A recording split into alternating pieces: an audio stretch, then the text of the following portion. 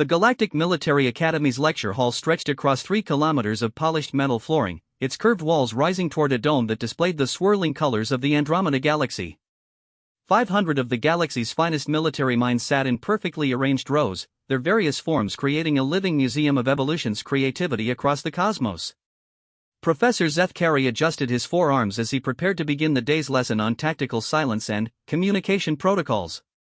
His insectoid features gleamed under the artificial lighting as he surveyed the diverse crowd before him.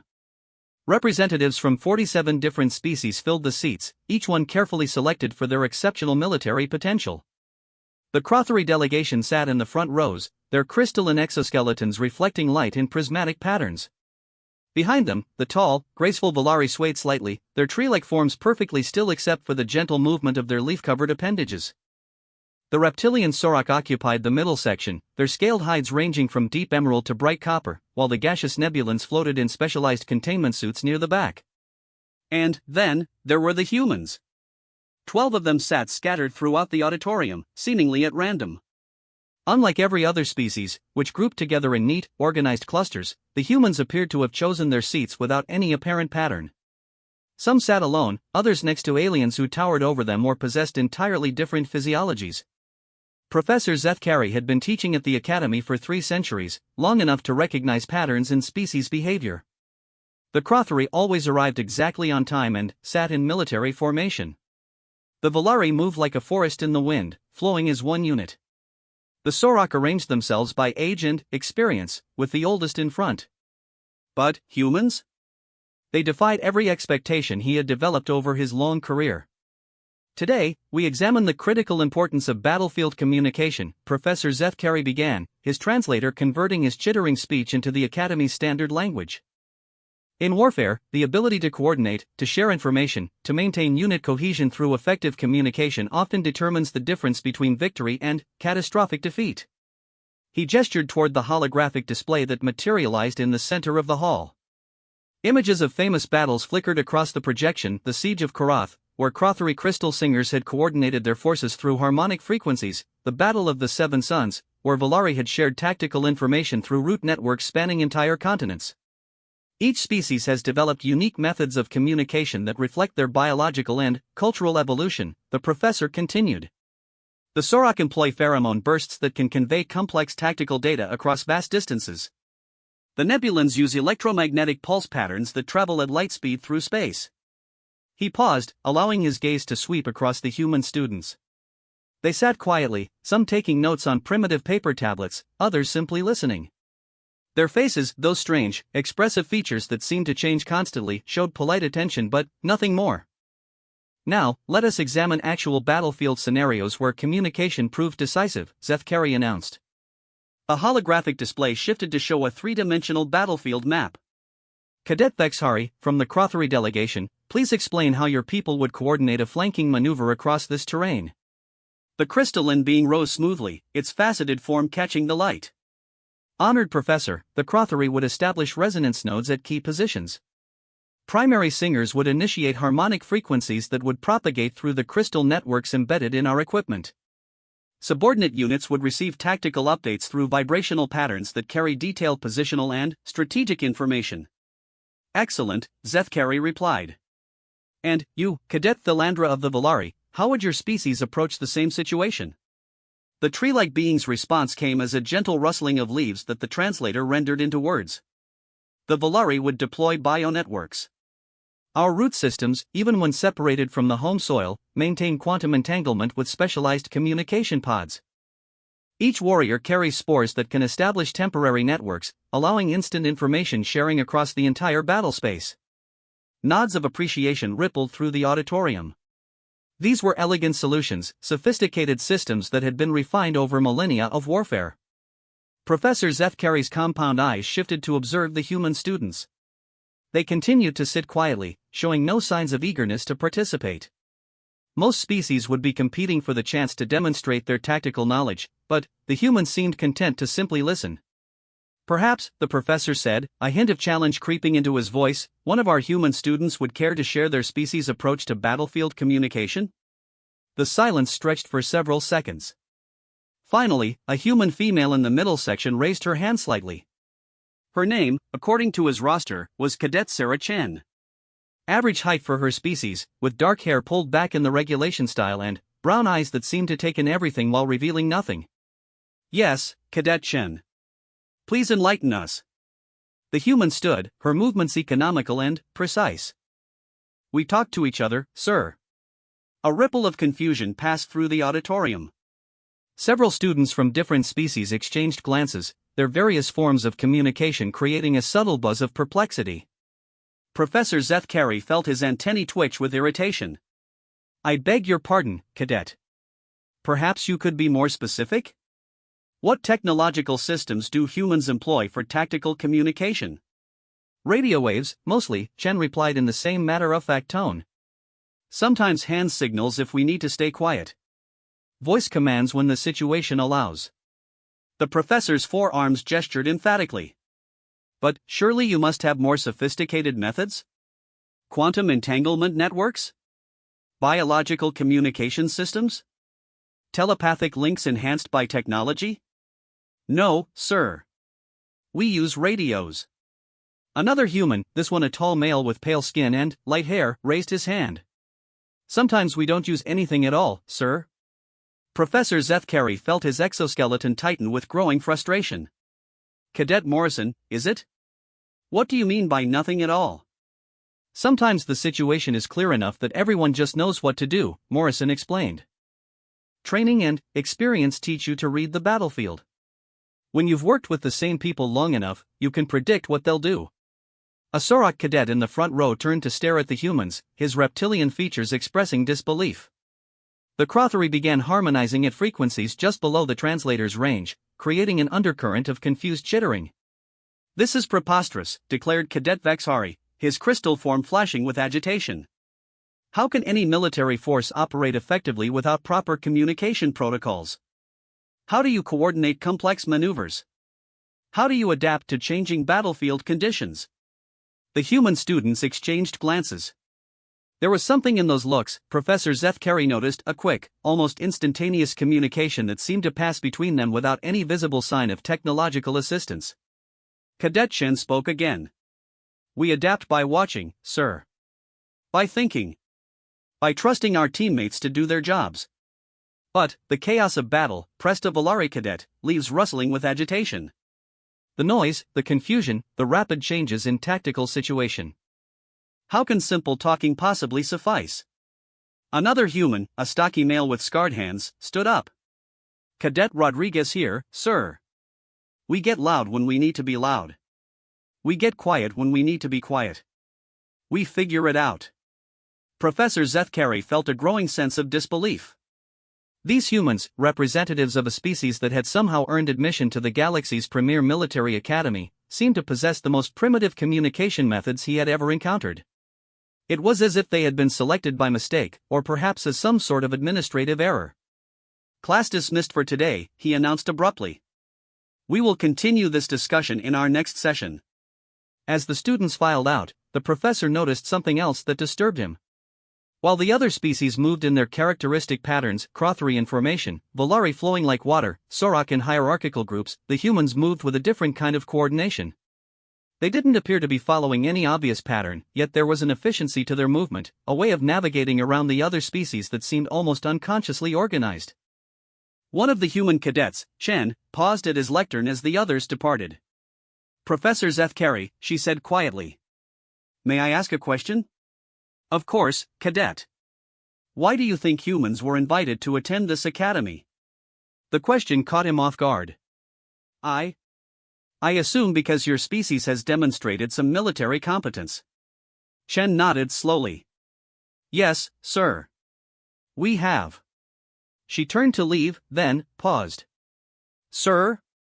You might want to review our species' military history before the next class. It might help you understand why we approach communication the way we do. With that, she walked away, leaving Professor Zethkari alone in the vast lecture hall with a growing sense that he was missing something fundamental about these strange, primitive humans. That evening, in his private quarters overlooking the Academy's training grounds, Professor Zethkari found himself unable to concentrate on his usual research. The humans' casual dismissal of sophisticated communication technology bothered him in ways he couldn't quite articulate. Every successful military force in galactic history had developed increasingly complex systems for battlefield coordination. It was a universal truth, as fundamental as gravity or electromagnetic radiation. So how had a species with such primitive methods earned a place among the galaxy's military elite? He activated his personal computer and called up the human personnel files. 12 students, selected from a planet called Earth in a relatively young solar system. Their physical specifications were unremarkable: carbon-based, oxygen-breathing, average strength and speed compared to galactic norms. Their technology levels were similarly mediocre, several centuries behind the galactic standard in most fields. But their selection scores. Professor Zethkari's antennae twitched as he reviewed the data. Every human cadet had scored in the top percentile for tactical thinking, adaptive problem-solving, and something called leadership under pressure. Their psychological evaluations showed high ratings for resilience, creativity, and an unusual characteristic labeled as improvisation capability. More puzzling still, their letters of recommendation came from some of the galaxy's most respected military commanders. General Thaxori of the Sorak Empire had personally endorsed 3 of them. Admiral Valthara of the Crothery Fleet Command had written glowing reviews for 2 others. What did these experienced officers see in these primitive humans that he was missing? Professor Zethkari decided to dig deeper. If he was going to understand these students, he needed to understand their background. He accessed the Academy's historical database and began searching for information about human military conflicts. What he found changed everything. Professor Zethkari spent the entire night reading, his compound eyes straining against the holographic displays as file after file of human military history unfolded before him. What had started as a simple investigation into his students' backgrounds had become an obsessive deep dive into one of the most violent species histories he had ever encountered. The humans, it turned out, had been fighting wars for their entire recorded existence. Not the occasional territorial disputes or resource conflicts that marked most species' development, but constant, brutal, innovative warfare that had shaped every aspect of their civilization. The Battle of Thermopylae caught his attention first.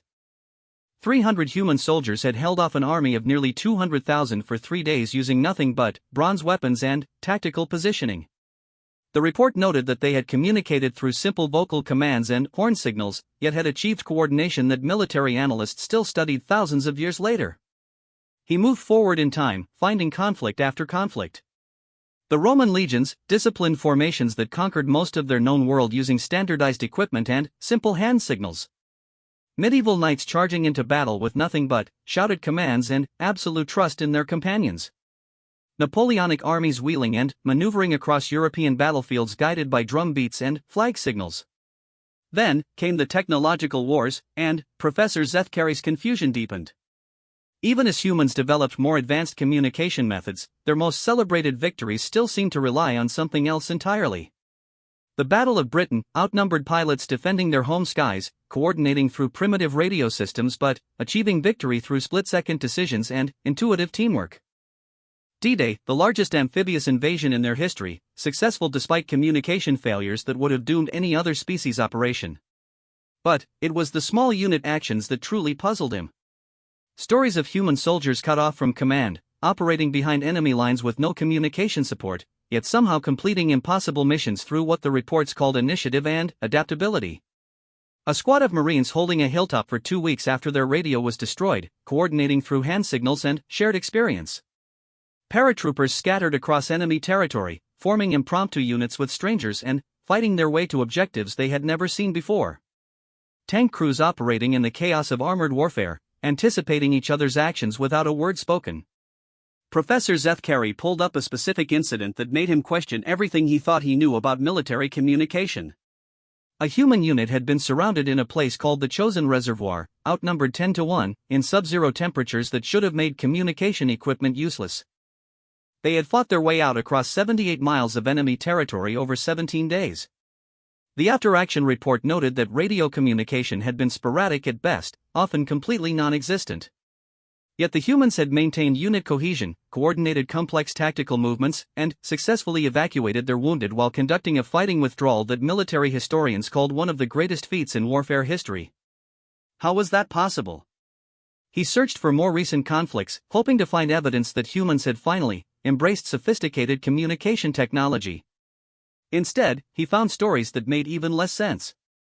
Special operations teams infiltrating enemy territory, operating for weeks without any contact with command. They made tactical decisions on the fly, adapted to changing situations, accomplished mission objectives that had never been clearly defined. When asked how they maintained coordination, the soldiers invariably gave responses similar to what he had heard in his classroom: "We just knew what to do." Professor Zethkari leaned back in his chair, his forearms trembling slightly with fatigue and confusion. Every other species had developed increasingly sophisticated communication methods as their military technology advanced. The progression was logical, inevitable. Better technology enabled better coordination, which led to more effective military forces. Humans seemed to have developed along an entirely different path. They had certainly embraced technology when it was available, but they had never become dependent on it. Their military effectiveness seemed to stem from something else entirely, something that transcended technological communication systems. A soft chime indicated someone was requesting entry to his quarters. Professor Zethkari glanced at the chronometer: 0400 hours. Who would be visiting at this time? "Enter," he called. To his surprise, Cadet Chen stepped through the doorway. The human female looked exactly as she had during class, showing no signs of fatigue despite the early hour. Her regulation uniform was perfectly maintained, her posture alert and professional. "Sir, I apologize for the intrusion. I noticed your research queries in the Academy database and thought you might have questions." Professor Zethkari's antennae twitched with embarrassment. He had forgotten that advanced students had access to research logs. "Cadet Chen, you should be in your dormitory during rest period." "Yes, sir. However, I thought this conversation might be important for the class dynamic." She paused, those expressive human features showing something he was beginning to recognize as careful consideration. "May I speak freely, sir?" "Please do." Chen moved to the viewport that overlooked the Academy's training grounds. In the distance, early morning exercises were beginning as various species prepared for another day of military instruction. "Professor, you've been reading our war history, trying to understand how we fight without sophisticated communication systems." "Indeed. And, I confess I am more puzzled than when I began." The human turned back to face him. "That's because you're looking at the tools instead of the foundation." "I don't understand." Chen was quiet for a moment, apparently organizing her thoughts.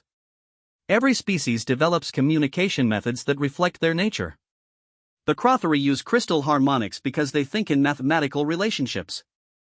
The Valari use biological networks because they see themselves as part of a larger organism.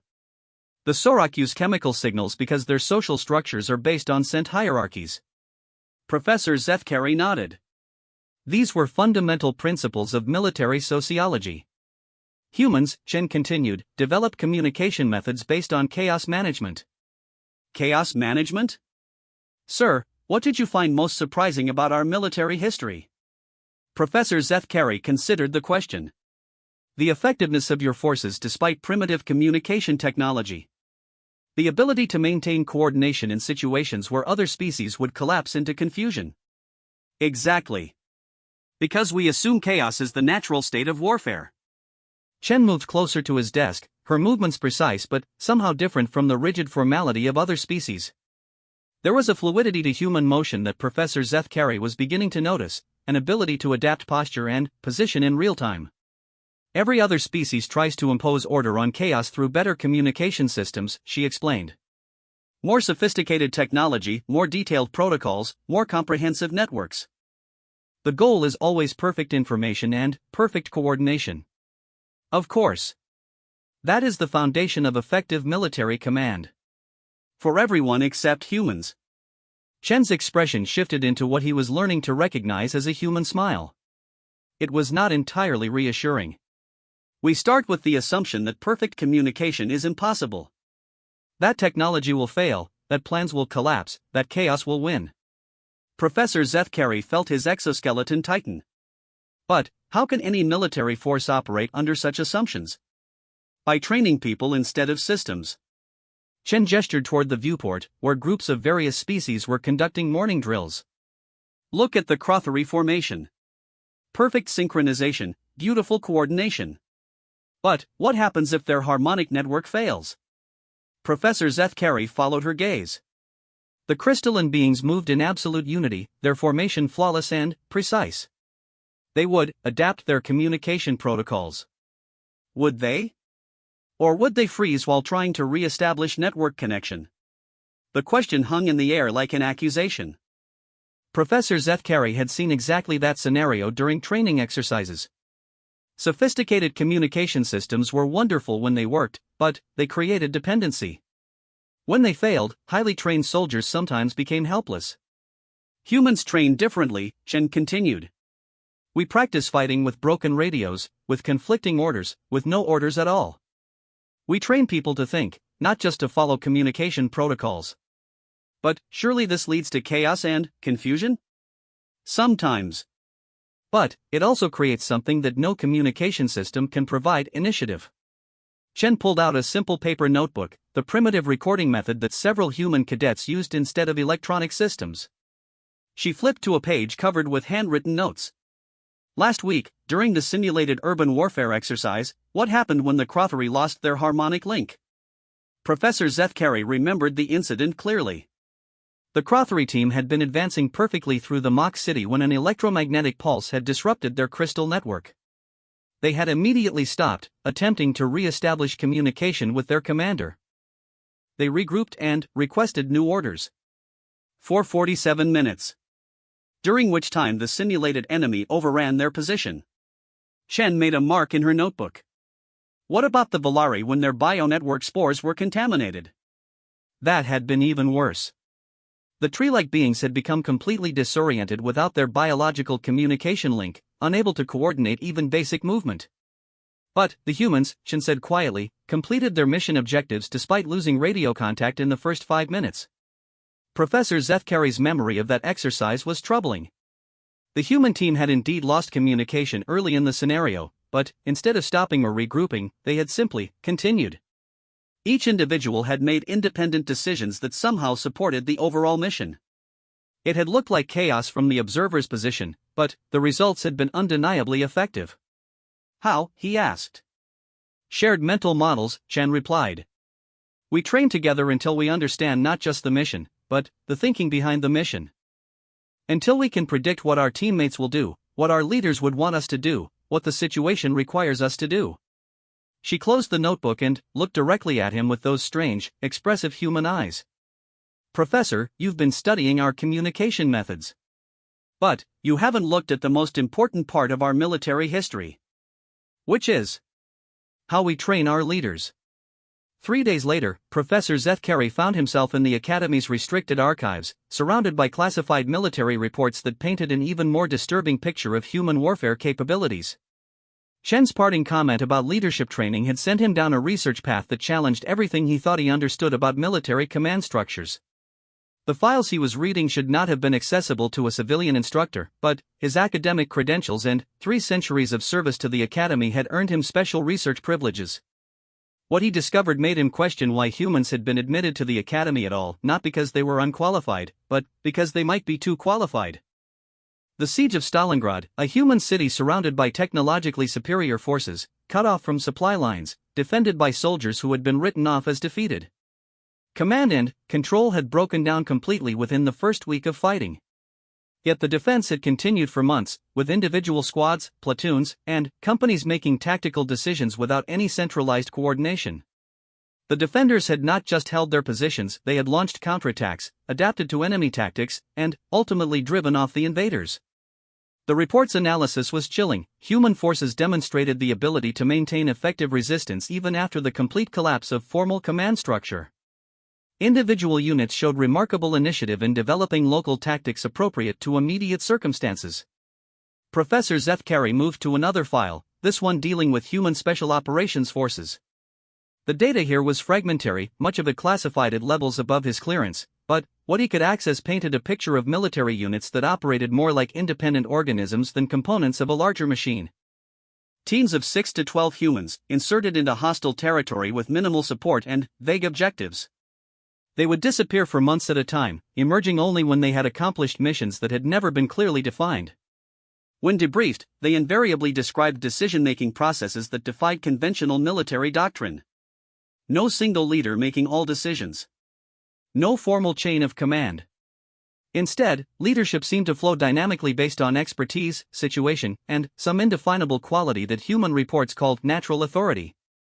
A communications specialist might take charge during a technical operation, while a medic assumed command during casualty evacuation, and a demolitions expert led during sabotage missions. But, most disturbing of all were the reports of what humans did when they were completely cut off from any higher authority. The file on autonomous human military units contained incident reports that read like science fiction. Groups of human soldiers, separated from their parent units during chaotic battles, who had continued fighting for weeks or months without any external direction. They established their own objectives, developed their own tactics, created their own command structures. In one case, a company of human soldiers had been stranded on a contested planet when their evacuation transport was destroyed. They had spent 8 months behind enemy lines, not just surviving but actively disrupting enemy operations.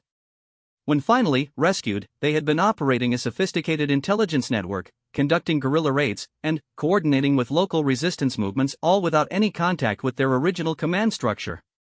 Professor Zethkari's hands trembled as he read the final report on that incident. The stranded humans had been more effective operating independently than they had been as part of the larger military organization. A soft sound behind him made him turn.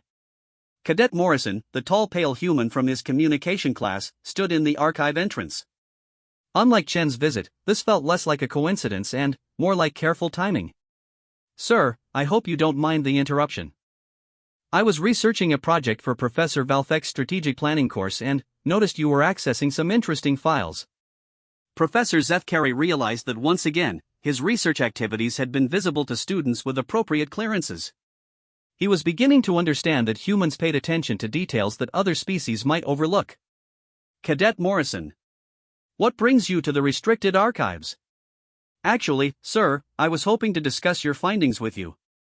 Morrison moved closer, his movements carrying that same fluid adaptability that Professor Zethkari was beginning to recognize as typically human. "Chen mentioned that you've been struggling to understand our communication methods." Your colleague's explanation raised more questions than it answered. Morrison nodded, apparently unsurprised. "She tends to focus on the philosophical aspects. Mind if I try a more practical approach?" Professor Zethkari gestured to a chair, curious despite his growing unease about these spontaneous conversations with human students. Morrison sat down, but not in the rigid posture favored by most academy cadets. Instead, he assumed a relaxed position that somehow managed to appear both casual and alert. Professor Zethkari was beginning to realize that humans seemed incapable of true relaxation even at rest. They maintained a state of readiness that other species only achieved during active preparation for combat. "Professor, what's the most important quality in a military leader?" "The ability to process information rapidly and make sound tactical decisions based on that information." "Every other species would give that same answer," Morrison replied. "And they'd be wrong." Professor Zethkari felt his antennae twitch with irritation. "I have been studying military leadership for 3 centuries, cadet. I believe my expertise, sir, please." "I'm not questioning your knowledge. I'm questioning your assumptions." Morrison leaned forward slightly. "Tell me about the greatest military leaders in galactic history. What made them effective?" Professor Zethkari considered the question. "Superior strategic thinking. The ability to coordinate complex operations across vast distances. Technological innovation applied to military problems. All command and control functions," Morrison noted. "Leaders who were effective because they could gather information, process it efficiently, and disseminate orders to their subordinates." "Correct. Now let me tell you about human military leadership." Morrison pulled out his own notebook, another primitive paper device. "We had a general named Ulysses Grant. He wasn't the smartest human general, wasn't the best tactician, didn't have access to the best technology." Professor Zethkari waited, unsure where this was leading. What Grant understood was that war is ultimately about people, not systems. His approach to leadership wasn't about perfect information or flawless communication. It was about creating conditions where his subordinates could succeed even when everything went wrong. Morrison flipped through his notebook, finding a specific entry. Grant's operational philosophy was summarized in one of his communications to a subordinate general: "I cannot tell you what enemy forces you will encounter, what terrain you will face, or what opportunities will present themselves. But I trust you to identify the enemy's weakness and exploit it ruthlessly." That sounds like abdication of command responsibility. Does it? Morrison's expression shifted into that unsettling human smile. "Let me read you the results of Grant's campaign strategy." The human proceeded to describe a series of military operations that had achieved complete victory despite constant communication failures, supply line disruptions, and tactical setbacks that should have been catastrophic. Grant's forces had won not because they had perfect coordination, but because every unit from division level down to individual soldiers had understood the overall strategic objective and had been trained to pursue it independently. "But this is chaos," Professor Zethkari protested. "How can any military organization function without clear command hierarchy and reliable communication?" "By accepting that clear command hierarchy and reliable communication are illusions," Morrison replied. "Professor, you've been reading our military history. What's the common thread in every human victory?" Professor Zethkari thought back through the files he had reviewed. The patterns were there, but they contradicted everything he had been taught about military science. "Your forces seem to perform better when command structure breaks down." Exactly. Morrison made a note in his book. "Because we train for command structure breakdown. We assume it will happen, plan for it, and develop leaders who can function effectively when it does. But how do you maintain unit cohesion without formal command authority?" "Mission command," Morrison said simply. "Every human soldier, from the lowest private to the highest general, is trained to understand not just what we're supposed to do, but why we're supposed to do it. When formal communication fails, when orders can't get through, when the chain of command is broken, everyone still understands the mission." Professor Zethkari struggled to process this concept. "But surely this leads to conflicting decisions, contradictory actions, wasted effort." "Sometimes," Morrison admitted. "But it also leads to something that rigid command structures can't achieve: emergent intelligence." "Explain." Morrison stood and moved to the archive's main display screen. With a few quick commands, he called up a tactical simulation that Professor Zethkari recognized from advanced strategy courses. Standard military doctrine would approach this scenario by gathering intelligence, developing a plan, and issuing detailed orders to subordinate units, Morrison explained. The display showed a complex battlefield with multiple enemy positions and unclear terrain features. How would humans approach it differently? We give our units the objective and let them figure out how to achieve it. Morrison manipulated the display, showing how different units might move independently toward their goals. Each group would adapt to local conditions, exploit opportunities they discovered, avoid threats they encountered. No central authority could process all that information fast enough to make optimal decisions, but the collective intelligence of all the units could. The simulation ran, showing how the human approach would unfold. It looked chaotic compared to the precise, coordinated movements favored by other species, but the results were undeniably effective. Human units found solutions that no central planner could have anticipated. This is... Professor Zethkari paused, searching for the right word. Unprecedented. "Sir, there's something else you need to understand about human military culture." Morrison's expression became more serious. "We don't just train soldiers to fight. We train them to think like generals. Every human in our military, regardless of rank, receives leadership training.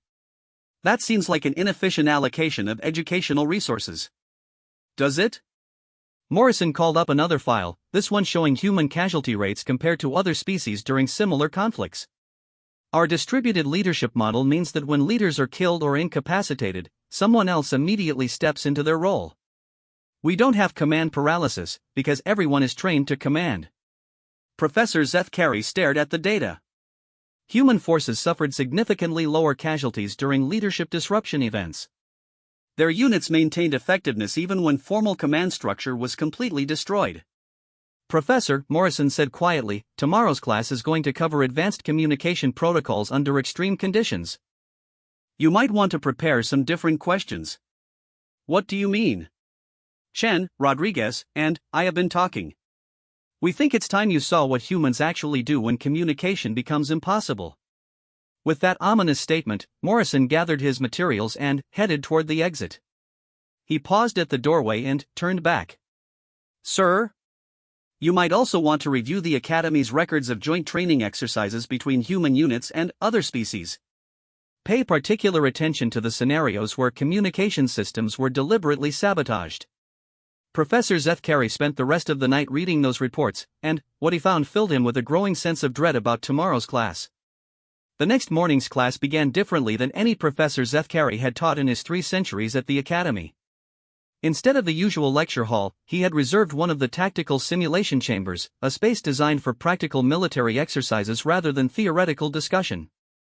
As the students filed in, Professor Zethkari noticed subtle changes in their behavior. The non-human species maintained their typical groupings and movement patterns, but there was an underlying tension in the room that hadn't been present before. Word had apparently spread through the Academy's informal communication networks that today's class would be unusual. The human students entered last, and Professor Zethkari observed them with new awareness gained from his intensive research. They didn't huddle together for mutual support like most species facing uncertainty. Instead, they dispersed throughout the chamber, each positioning themselves where they could observe both their alien classmates and the room's tactical displays. It looked casual, but Professor Zethkari was beginning to recognize the careful positioning that humans seem to do instinctively. "Today," he announced, "we will move beyond theoretical discussion of communication protocols to practical application under stress conditions." He gestured toward the chamber's central control system. "This simulation will place you in a scenario where multiple communication failures occur simultaneously. Your objective is to coordinate a defensive operation while maintaining unit cohesion." A ripple of interest passed through the non-human students. Practical exercises were always popular, opportunities to demonstrate the sophisticated systems their species had developed for battlefield coordination. However, Professor Zethkari continued, there will be several complications designed to test your adaptability. The tactical display illuminated, showing a 3-dimensional battlefield environment. Rolling hills, urban areas, natural obstacles, and multiple enemy approach routes created a complex tactical problem that would require careful coordination to solve. "You will operate in mixed-species teams," Professor Zethkari announced. "Each team will include representatives from at least 4 different species, and communication systems will be subject to random failures throughout the exercise." Professor Zethkari had designed this scenario based on his research into human military history. He wanted to see how different species would react when their technological communication advantages were systematically removed. The students organized themselves into teams, and Professor Zethkari noted with interest that the humans seemed to gravitate toward leadership positions without apparent effort. Not through aggressive assertion or formal appointment, but through what appeared to be natural selection. Other species seemed instinctively to look to them for guidance when uncertainty arose. Team Alpha consisted of 2 Crothari, 2 Volari, 1 Sorok, 1 Nebulan, and 2 humans, Chen and Rodriguez. Team Beta included similar diversity with Morrison and a human female named Davidson in the mix. Professor Zethkari positioned himself at the observation station where he could monitor all team communications and tactical decisions. "Begin simulation," he announced. The exercise started normally. Crothari crystal networks hummed with harmonic communication. Volari bionetworks sprouted connection spores. Sorok pheromone dispensers activated. Each species immediately began using their sophisticated technological systems to coordinate response to the simulated attack. Professor Zethkari waited exactly 4 minutes before activating the first disruption. An electromagnetic pulse disabled all Crothari harmonic systems. The effect was immediate and dramatic. The crystalline beings, who had been moving in perfect coordination, suddenly froze as their communication network collapsed. They began attempting to re-establish harmonic links, their movements becoming increasingly frantic as the simulation continued around them. "Team Alpha, report status," Professor Zethkari commanded through the exercise communication system. "Crothari units are attempting to restore communication protocols," reported the Volari team leader. "Estimated restoration time is 12 minutes. 12 minutes during which enemy forces would overrun their positions." Professor Zethkari activated the second disruption, biological contamination that disabled Volari spore networks. Now Team Alpha had lost 2 of its primary communication systems. The Volari, cut off from their biological coordination network, began exhibiting signs of distress similar to the Crothari. Both species were essentially paralyzed without their technological communication systems. That was when Professor Zethkari observed something remarkable. Cadet Chen stepped forward and began issuing tactical commands to the mixed species team. Not through any technological system, but through simple vocal communication supplemented by hand signals. More importantly, she wasn't giving detailed micromanagement instructions. Instead, she was communicating objectives and trusting each species to adapt their natural capabilities to achieve those goals. Sorok team, high ground positions for Overwatch. Use your natural climbing ability to reach positions the enemy can't access easily.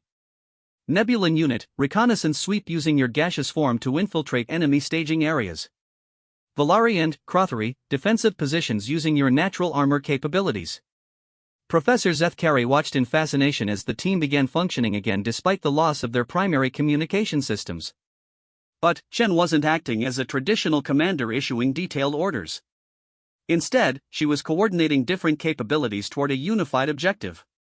He activated the third disruption, chemical interference that disabled Sorok pheromone communication.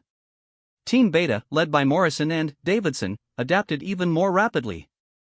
The humans immediately shifted from technological coordination to what they called battle rhythm, a fluid exchange of information and decision-making that seemed to flow seamlessly between different team members as conditions changed. Professor Zethkari realized he was witnessing something unprecedented in his centuries of military education. These mixed-species teams, led by humans, were becoming more effective as their communication systems failed, not less effective. He activated the final disruption, broad-spectrum interference that disabled all electronic communication systems. Now every team was operating under the conditions that humans apparently trained for as standard procedure. No radios, no technological networks, no sophisticated coordination systems. Just small groups of diverse beings trying to accomplish a military objective through direct communication and shared understanding. The non-human students struggled desperately to adapt. Without their technological communication systems, most species defaulted to individual action rather than team coordination. They had been trained to operate as components of larger technological systems, not as independent decision-makers. But the humans seemed to thrive under these conditions. Professor Zethkari watched Morrison coordinate a complex flanking maneuver using nothing but hand signals and simple spoken commands. Davidson led a mixed-species team through a tactical withdrawal that maintained unit cohesion despite complete communication failure. Chen's team executed a counterattack that exploited enemy weaknesses no technological system would have identified. More remarkably, the non-human students were learning to function under these conditions by following human leadership examples. Crothery began adapting their formation tactics to work without harmonic networks. Valari discovered they could coordinate through direct physical contact. Sorok found that their natural pack-hunting instincts could substitute for pheromone communication. The simulation ran for 2 hours, with Professor Zethkari systematically disabling every technological communication system he could devise. By the end, every team was operating under communication conditions that would have been considered impossible for effective military action. Yet not only were they maintaining military effectiveness, they were actually improving. When the simulation ended, the chamber fell silent except for the sound of heavy breathing from species not adapted to extended physical exertion. Professor Zethkari stared at the tactical display, which showed that all teams had not only completed their defensive objectives but had achieved results that exceeded the parameters of the exercise. Cadet Chen approached the observation station, her uniform disheveled but her demeanor calm and professional. "Sir, how did we perform compared to your expectations?" Professor Zethkari realized he didn't have an answer to that question. His expectations had been completely wrong. "Cadet Chen, may I ask you something?" "Of course, sir."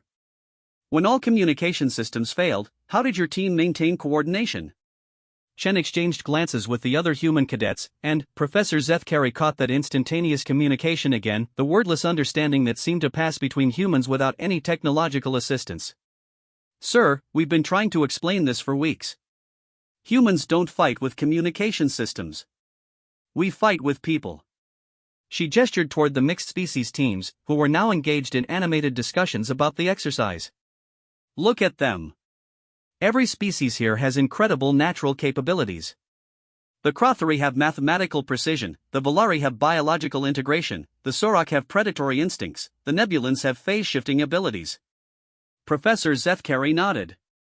These were well-known species capabilities. But, they've all been trained to use those capabilities as components in technological systems, Chen continued.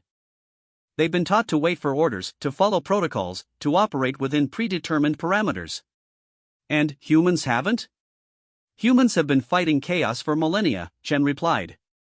We learned early that technology fails, communications break down, and plans collapse. So we train people to think, to adapt, to lead.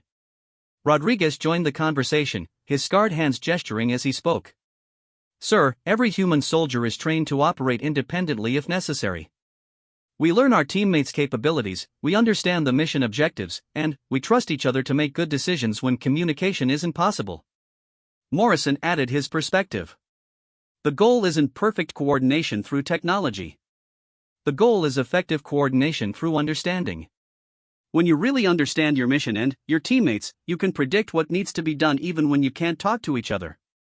Professor Zethkari looked around the simulation chamber at students from a dozen different species, all talking excitedly about what they had learned during the exercise. For the first time in the Academy's history, students had improved their performance as conditions became more chaotic, not more controlled.